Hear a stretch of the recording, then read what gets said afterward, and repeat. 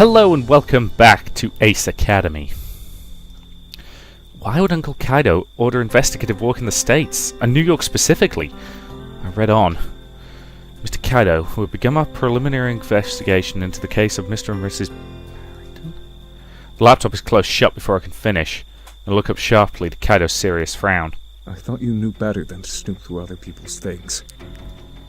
I just saw an email in an investigation firm in New York. Why were you looking through my email in the first place? I know I'm in the wrong for snooping, but I can't let him change the subject. No one involves my home, my family.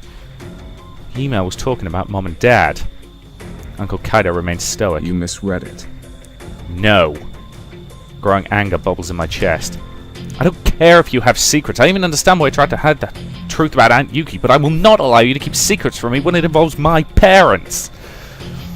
There's no trace of a smile on Uncle Kaido's face, and his dark eyes are unusually grim. I search his face, looking for a spark of my goofy, mellow uncle, but he's a mask, one of stony silence. What do you know? What aren't you telling me?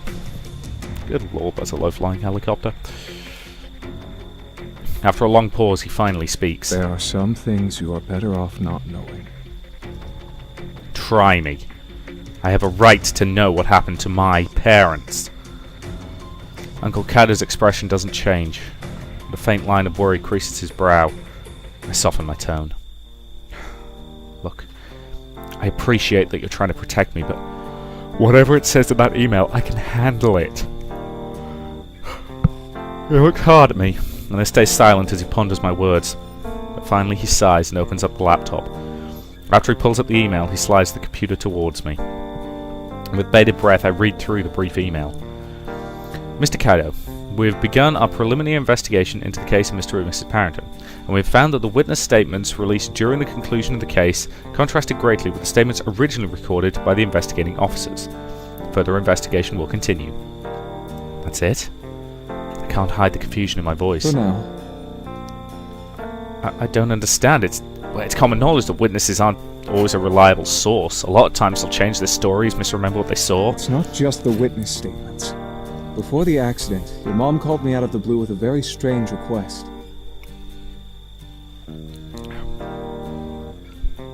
Okay, I was assuming we were going to get the rest of that line, but... We talked about custody when your parents first created their will, and we'd already decided that should your parents pass away, custody of you kids would go to me. It keeps not finishing the lines at the moment. Oh well, thought it was strange she'd bring it up again, but I figured she might have gone to update her will and felt a little insecure. Of course, I assured her that I'd take care of you both. Then, a week later, your parents' accident happened. I tried to discreetly look into the accident on my own, but got nowhere. That's why I hired the private investigator. I racked my brain, trying to remember the last few days before Mom and Dad's accident. Were they acting any different than usual? Dad was wrapping up the last few upgrades to my core, but we were both scrambling to finish updates on Eagle before school started. I understand why you wanted to keep this a secret. Uncle Kaido looks relieved. But now that I know, I want to be kept in the loop. He nods. I suppose that's fair. Maybe I can help too. I mean, we did live in New York City. I still have some contacts from CINY. Let's see what the PI comes back with and we can go from there. If your parents were in danger, I don't want you to put your life at risk too. Well, it has to be something to do with Eagle's swanky core, surely. I nod reluctantly. Kaido suddenly looks uneasy. You aren't going to tell your sister about this, are you? It's not my place to tell. It's not my place to decide what is or isn't best for Nikki. I think we should wait to tell her. I don't respond, but I look at him questioningly. I don't want to open up old wounds or give her false hope after she's worked so hard to move on with her life. The less she knows, the better. Sure, but... Well, if it turns out Mom and Dad's deaths weren't accidents, we need to tell her the truth. When the time comes, we will. Okay. Uncle Kaido gently shuts his laptop. I think that's enough excitement for one day. He grins jokingly at me. I need to get some work done before you decide to snoop through even more of my emails. That's my cue to head upstairs. As we part, I head into my room and try to focus on my homework, but my mind's filled with unanswered questions about Mom and Dad. If it wasn't an accident, then what really happened? Why would anyone want to hurt them? I want to know what that helicopter's doing outside, because it's clearly circling the area. Eventually I get my work done and head to bed and drift off into a fitful slumber. It's been 2 weeks since the XZ concert and my conversation with Uncle Kaido. In that time, my team is still undefeated and stronger than ever. Kaori, Sho, Mayu and I put in extra hours of practice as we prepare ourselves for more difficult opponents. Things have been going amazingly well between Yurino and I.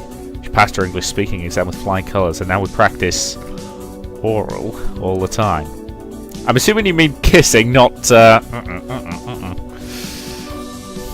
Lately, she's improved immensely, and we try to use English as often as possible. I hadn't realised how much I missed speaking English until now. It's nice to have a partner to chat with. And when I'm with her, I'm reminded of home. Nikki's up to her usual tricks in the kitchen.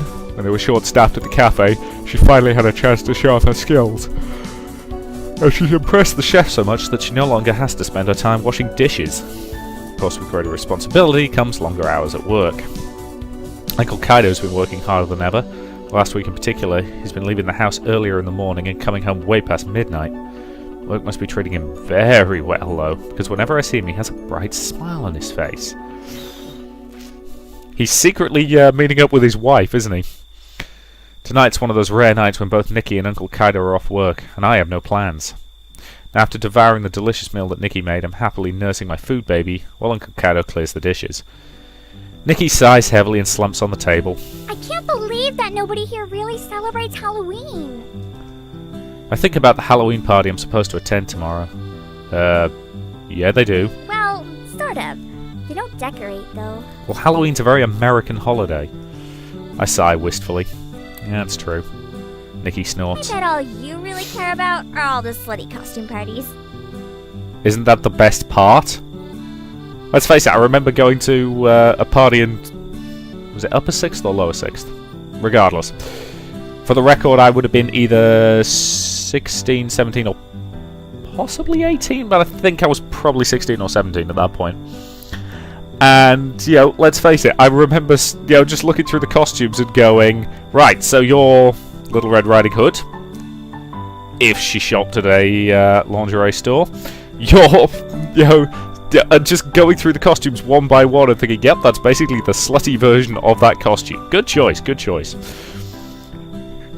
It got to the point where the girls kept having to pilfer coats that blokes were wearing because they were just freezing cold. Dear, oh dear, oh dear. Well, who doesn't miss that? I sigh happily. I had no idea so many things were sexy, like a lobster, a rat, a lampshade. I plead the fifth. Nikki raises an eyebrow. You can't plead fifth in Japan. Damn it, she has a point. I plead the Japanese equivalent of the fifth. Uncle Kaido sits down and looks intrigued, yet confused. Is that really a tradition? Yep. Interesting. But that's not even the best part about Halloween. Yes, it is. No. Well, okay, the free sweets are a perk, but yes, it is. Nikki glares at me. No, the best part about Halloween is pumpkins. Seriously? More specifically, jack-o'-lanterns. No, it isn't. Oh, yeah, carving pumpkins with Mom was kind of fun and frustrating. Best pumpkin I've ever seen, somebody carved the runes from the One Ring round a pumpkin. It was quite impressive. It's because she was just so good at it. I mean, ridiculously good. Remember that one time she carved the Headless Horseman onto a pumpkin? Nikki laughs. Yeah, and I'd been so proud of my pumpkin because I carved vampire fangs instead of square teeth. You yelled at Mom for cheating and cried until she promised to carve one with you. I didn't cry. Yeah, you did. Well, my pumpkin still ended up being better than yours. Says you. You think you can do better? Please, your pumpkins could never compete with mine. Uncle Kaido's been laughing while listening to us banter, but he finally interjects. Actually, your mom wasn't the only person in this family with amazing art skills. I bet my carving skills could outdo even your mom's. Nikki grins. That's a pretty serious claim. There's only one way to find out. Where are my keys? I'll go buy the pumpkins. Cato changes out of his suit and runs to the store. And meanwhile, Nikki and I scrounge around the house with some carving knives and old newspapers. Uncle Cato returns with a triumphant smile and sets a flat green pumpkins on the table. Here, I bought 4 kabochas, Why 4? just in case someone messes up. Or we get hungry. Nikki seems thoughtful. They're a little small, but I guess these'll do. It would be better if we could have found the big orange ones, but I guess they're kind of hard to find in Japan. Uncle Cato frowns. Are these wrong? They'll be fine. I tie a knife, run around my waist, and grab one of the knives, and then stab my pumpkin. Jeez, look at that grin as he plunges in the knife. Well, as psychologists have taught us, stabbing things is supposed to be some sort of substitute for the sexual act. Apparently. I'm doing the weird shruggy thing, but, it's one of those things that psychologists declare that are like, well, yeah, okay, fair enough. Kaido has already slipped on his apron and stabs his pumpkin too, and cuts a circle off the top. Less talking and more carving.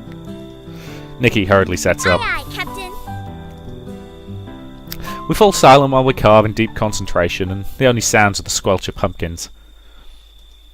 I've almost finished my pumpkin when Nikki puts down her knife. And done. Look at this masterpiece. She swivels her pumpkin round as she shows us a spooky face. She carved in narrow eyes, a long grin full of sharp teeth.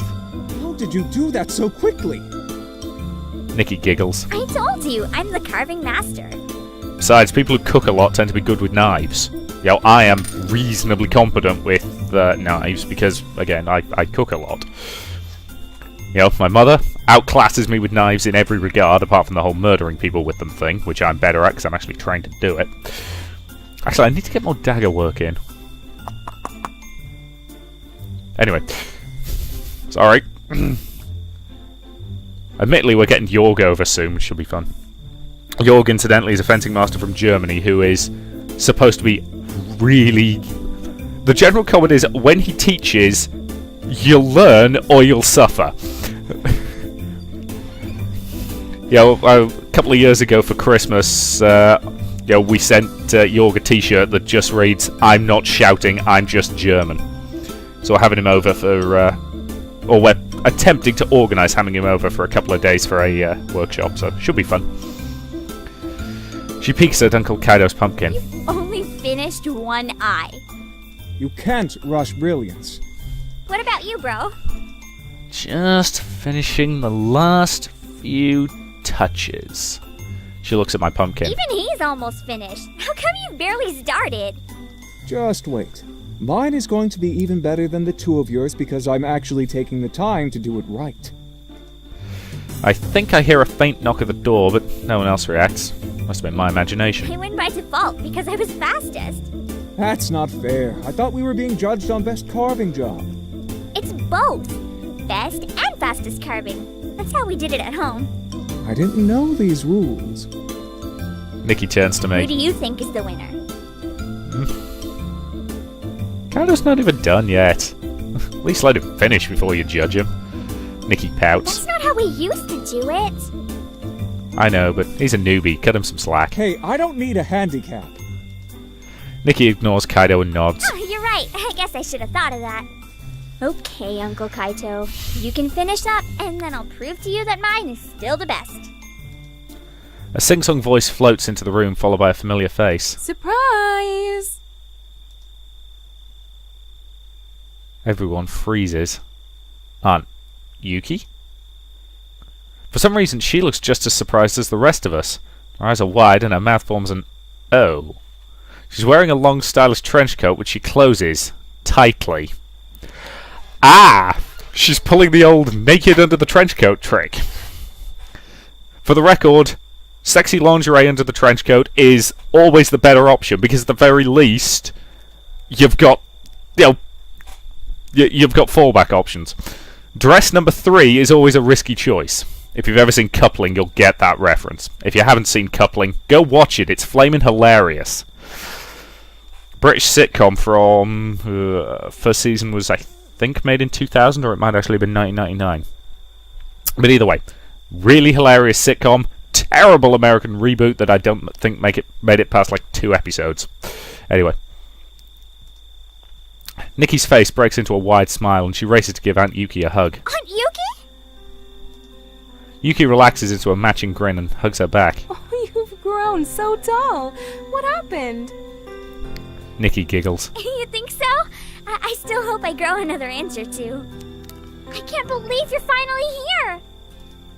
Yuki blinks in surprise. Oh, right. I'm, back from my business trip. She looks at Kaido for backup, but his face is a frozen mask of surprise and fear.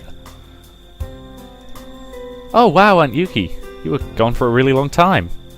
Nikki giggles and follows my lead. Yeah, this is the first time we've seen you since we moved here.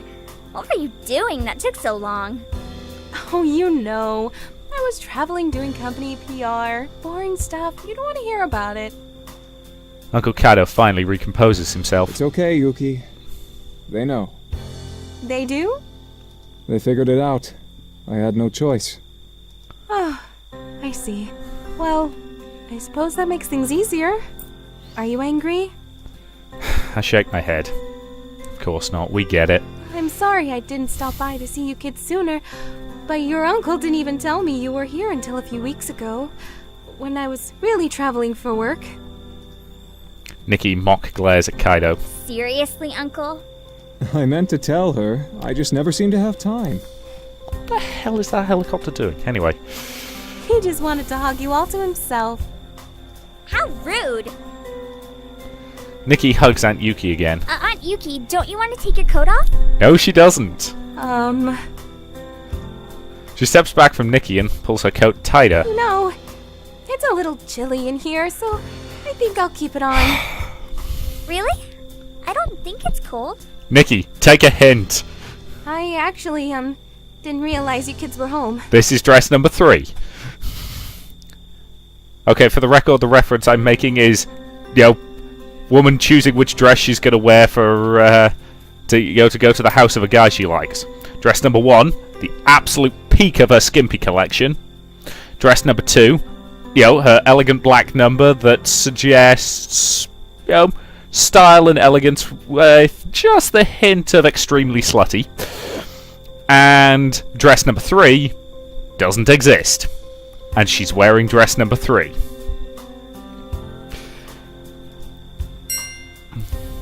Kaido's eyes widen in understanding as Yuki makes eye contact. Oh. He quickly jumps to his feet. Yuki, I need to talk to you about something, in private. Yes, sure. Before the words are out of her mouth, the two of them are already halfway up the stairs. I try to stifle my laughter as Nikki watches them leave, her mouth hanging open in confusion. Is it me or was that really weird? Ah, sweet, innocent Nikki. Oh, if only you could stay this innocent forever. I pat her on the head. Don't worry your pretty little head about it. What's that supposed to mean?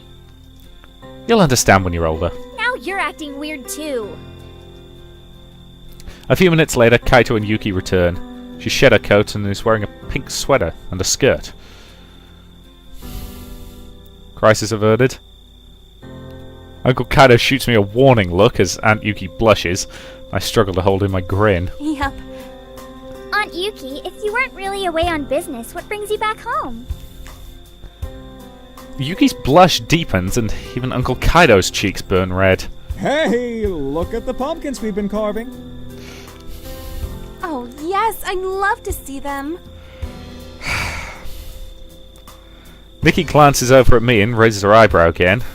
I just laugh. While Aunt Yuki inspects the pumpkins, Uncle Kaido and Nikki return to arguing about who's the pumpkin master, and Yuki says she'll put everyone to shame.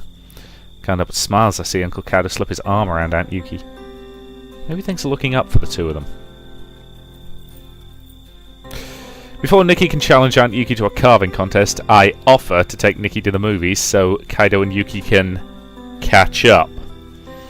At first Nikki protests, but she has no choice but to go with me when I drag her out of the house. By the time the movie ends, Aunt Yuki and Uncle Kaido are nowhere to be found. I go to bed with a smile on my face and a glimmer of hope in my heart.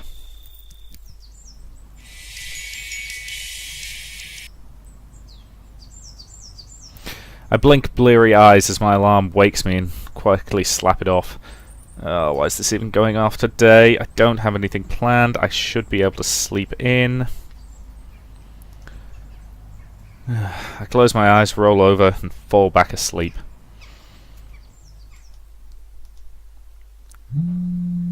After what feels like mere minutes, my slumber is once again disturbed, and this time it's from the buzzing of my phone. My arm shoots out from beneath the blankets and grabs my phone. I squint from the blinding rays peeking through my curtains and retreat to the safety underneath my covers. The call's from Show. Hello? Broseph, you ready or what? Huh? Were you sleeping? Dude, it's 5 p.m. What? I throw off my blanket and push back the curtains, letting in the blinding rays of dusk? Crap, how did I sleep the whole day away? I don't know, but the Halloween party is starting soon at the Pilot's Lounge. Do you have any idea what that means? Fun party times? Yeah, I'm getting ready now. I'll meet you on campus in a few. Good, I'll see you there. After hanging up, I throw my phone down in my bed and try to make myself look presentable. I still have my old costumes from my time back at CINY. Any of them would be doable this time around. So what do I want to dress up as? One of the Ninja Rangers, Legolas from Lord of the Gears, Sexy Police Officer, Bad Man, Dark Knight, spelt wrong. Well, you're blonde enough to pull off Legolas, so... One of my favourite fantasy characters, Legolas! There's never been an archer as badass as him. After prepping and changing into my costume, I hop on my bike and head to campus. When I reach the Pilot's Lounge main entrance, I text Sho, only to see him waving at me. Broseph! Hey. He's in a Yogashimi High School uniform. Persona 4. He grins. That's right. I've never noticed until now, but the real Sho looks and acts very similarly to Yuzaki Hamuruno. I have no idea who that is. That's a perfect Yuzuki cosplay, man. Good stuff. His eyes widen in surprise. Yosuke. Okay, it's pronounced Yosuke, is it? Yeah. He frowns. No, not Yosuke. I'm supposed to be Yu Narakami. Don't say it. You fit the profile of a secondary character. Protagonist's best friend? No way! I won't settle for that role. I'm afraid it's already been decided. Because, you look exactly like Yosuke in that cosplay. He looks like he's about to argue and then sighs. I knew I should have gotten that white wig sooner. It was still being delivered. At least he accepts his fate. Speaking of outfits... He looks at me. One does not simply dress up as Legolas. Where's your bow? Did you forget about the weapon code for Ace? We're still on campus. Sho blinks. Oh, right. Good call. Two guys dressed as salt and pepper shakers enter the building. Shall we get going? Where are the girls? They met up in Kaori's dorm to get ready. They'll be over soon. We can head in first. Well, this should be interesting. Alright. We enter the Pilot's Lounge and I gape at the surroundings. Fake cobwebs lining the corners of the ceilings and walls, fake bats and spiders are strategically placed in nooks and crannies. The lights are dimmed, which gives the whole place a spookier feel. I barely even recognise the lounge. This place looks awesome. There's a decent number of people... Sorry. There's a decent number of people here, and I recognise most of the pilots. I assume there are also engineers and team managers here too. It's a little hard to tell who's who while everyone's in costume. And there are some pretty great costumes here. Some people went full out creative and dressed up as hilarious memes or puns, while others shilled out for fancy, well-crafted costumes. Of course, the winners of the evening are all the beautiful ladies who can only technically be considered dressed. I sigh contentedly. Takes me back to my first CINY costume party. I think I'm in heaven. Sho's eyes are wide and his mouth hangs agape. He's staring hard at a group of girls dressed in a range of costumes from sexy teachers to cute Japanese idol cosplays. Oh, there they are. Sho points to a group of girls standing near the couches. As I squint to get a better look, I realise it's the rest of our team. Looks like they made it here before us. Come on. Sho and I weed through the crowd and make our way to the girls. Cat outfit, Hey! obvious. Warrior, okay, reasonable choices. I've seen worse. Sho's demeanour changes mid-word from excited to confused. Hey there, cuties. Hello. Hi. Mayu smiles and waves. Sho's face is bright red and he's having trouble making eye contact. And I don't blame him. Kaori's wearing a night outfit from a currently popular fantasy anime. In typical anime fashion, the armor is more aesthetically pleasing than functional. And as a healthy heterosexual male, Yuna's witch costume makes it hard to focus on her face. Yeah, it does actually, now that I've noticed. Mayu's dressed in a cute magical girl cosplay, and I'm impressed by the intricacies of her costume, as well as how well it complements her. And finally, Valerie... Well, I think the plethora of guys ogling her speaks to the volumes about her Neko girl outfit. Valerie spins her tail playfully. So, what do you boys think? What a time to be alive! Valerie giggles. Let's go get some drinks? We all nod and head over to the bar. Hey, Yuna appears in front of me, wearing a wide smile as the group moves on. Hi, Yuna. ooh, I didn't know you were a fan of spandex. She grins playfully. Apparently it's a necessity for saving the world, Now I know their secret. but you must only use this knowledge for good. We'll see. On that note, Yuna holds out her hands to the side, giving me a clear view of her outfit. what do you think? Dude, don't be crass. Super cute, like you always are. She blushes and beams. Thank you. Let's go catch up with the rest of the group. Sure. I'd say the line "dat cleavage" just really does put me in mind of a guy going Hong Kong, Hong Kong. Once we've reconvened at the bar, we order our drinks and find an open table among the couches. It's so unfair that I still can't have anything alcoholic. Valerie pouts and puts an arm around Mayu. Isn't that right? Mayu speaks softly. I don't want to drink even if I could. Really? You have to at least try it once. I feel Sho elbow my side. If she's this excitable normally, I wonder how she'd act when drunk. You don't want to know, I've seen it. I don't even want to imagine the trouble she'd get us into. Sho laughs. True that, Broseph. Hey, enough with your private conversation. Let's play a game. Yuna perks up. Oh, that sounds like fun. Mayu nods excitedly. Even Kaori seems interested. Okay, what game were you thinking, Valerie? Well, in honor of Sho's cosplay of Yosuke. Not Yosuke! Mayu looks surprised. Really? I thought you were Yosuke this whole time. Sho slumps on the table. Not you too, Mayu! I'm sorry. It's just you portray him perfectly. With that outfit, I mean. Wasn't Yosuke the comic relief? And a pervert. It's like someone copy and pasted the character and changed the name to Sho. The group nods and Sho groans. You guys are killing me here.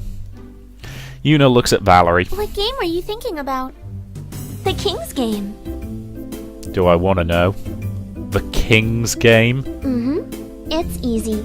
We number chopsticks and give one of them a special symbol. Whoever picks the symbol is the king. Oh, that sounds easy enough. What can the king do? The better question is what the king can't do. He'll command one of the numbers to do something, and his order is absolute. Oh god, this will end badly. Actually, a game like this would work better with booze. So let's face it, there is the made-up rule in Ring of Fire. If you've not played Ring of Fire, it's a card game where you basically spread out a load of cards around a circular table with a sort of big jug in the middle, and you all have a drink. And depending on what card you pull, you have different rules to enforce. You know, so if I can't remember, unfortunately, I can't remember the rules because I haven't played Ring of Fire in years. But you know, you each take it in turns to pull a card, and that affects what happens. And I think it's the king basically gets to make up a special rule for the rest of the table, and if they fail to follow it, they have to drink. And, yeah, obviously. I mean, the whole point is to get smashed, so you know. Don't worry, it's a lot of fun. Well, I guess it couldn't hurt to try it. Everyone looks at Kaori in surprise. She's the last person I would expect her to agree to a game like this. She blinks at us. What? It's only us playing. I'm sure no one is going to make an unreasonable command. Valerie would. Kaori glances at Sho. Right? Sho shifts uncomfortably. Right. Then it's settled. Well, before we head into this absolute landmine of a situation, I think that's a good point to end this part. So, thank you very much for watching, and I'll see you in the next.